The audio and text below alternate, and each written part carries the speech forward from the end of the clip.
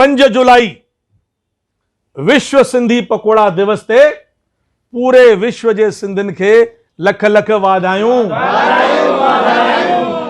इन शुभ मौके ते पेश आहे एक सिंधी कविता पकोड़नि जी।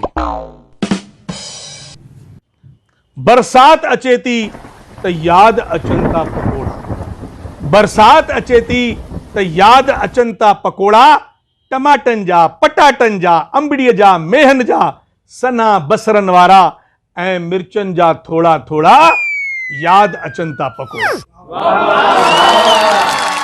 सिंध जा, हिंद जा, दुबई जा, अमेरिका ऐं ब्रिटेन जा, रशिया ऐं जापान जा, सिगड़ीअ जा, चूल्हे जा, गैस जा, असांजे मध्य प्रदेश जा, मासीअ जा, झांसीअ जा, बाबा जा, इटावा जा, दिल्लीअ वारे दादा जा, भाऊअ जा, लखनऊ जा, पुफाट जा, सौराष्ट्र जा, महाराष्ट्र जा, कानपुर वारे सौट जा, इंदौर जा, नए पुराणे दौर जा, रायपुर वारी भेण जा, कलकत्ता वारे सेण जा, हाणे जा, सुभाणे जा, हैदराबाद वारे न्याणे जा, गर्मीअ जा, सीउ जा, पीउ जा, धीउ जा, सरियां जे तेल ऐं घीउ जा,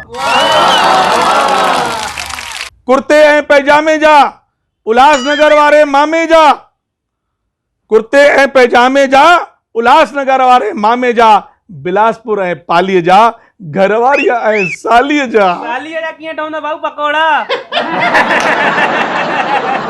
सालीअ खे सॾु करेसि, मशालो हणेसि, वरी बेसण में ॿोड़ेसि, तरे छॾेसि, कीअं ठहंदा। थे शाम थे तलब भरियो ढुक, अड़े दा चाहे तो चवां वाह वाह वाह वाह, ढुक जो नालो खण त बस गिग थी वियो। थे शाम थे तलब त भरियो ढुक चांहि जो, थे शाम थे तलब त भरियो ढुक चांहि जो, पाण पियो ऐं दोस्तनि खे बि पीआरियो, पर ॿेली पकोड़नि खे न विसारियो। पूरे विश्व में मशहूर सिंधी बिहन जा पकोड़ा,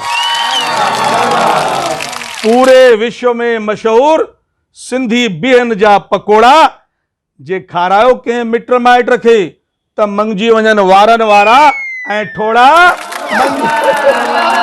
मंगिजी वञनि वारनि वारा ऐं ठोड़ा, गारंटी आहे। बरसात अचे थी त याद अचनि था पकोड़ा, टमाटनि जा, पटाटनि जा, अंबड़ीअ जा, मेहन जा, सना बसरनि वारा ऐं मिर्चनि जा थोड़ा थोड़ा याद अचनि था पकोड़ा।